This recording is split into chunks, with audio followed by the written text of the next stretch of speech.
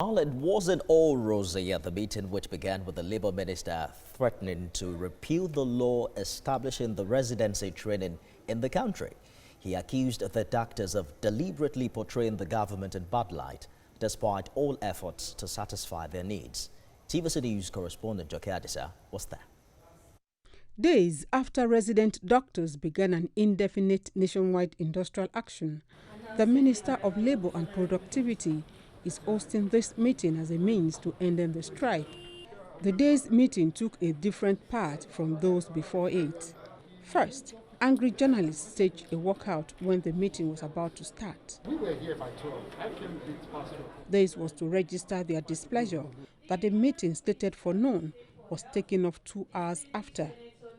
It took the intervention of the Minister of State for Labour, Festus Keyamo, before the journalists returned.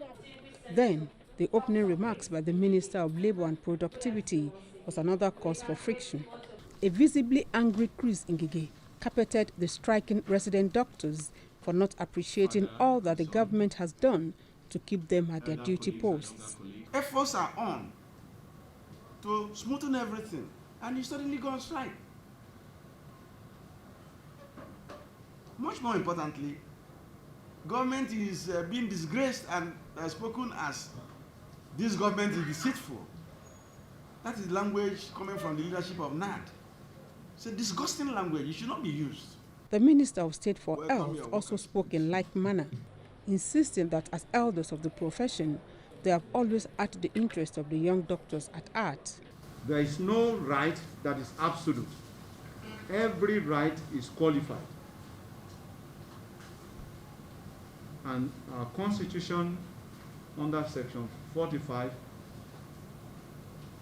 declares that. The Nigeria Medical Association, also represented at the meeting, apologized to the government team. We listen to you. I've never seen you this angry. I will not.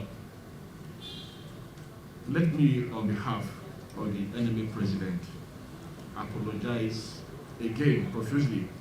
Usually, journalists would have been excused at this point, but the minister chose to let them stay so they could better understand efforts that had been put in by the government. Sokomba Aliyu again listed the demands of the striking doctors, with the minister interjecting where necessary.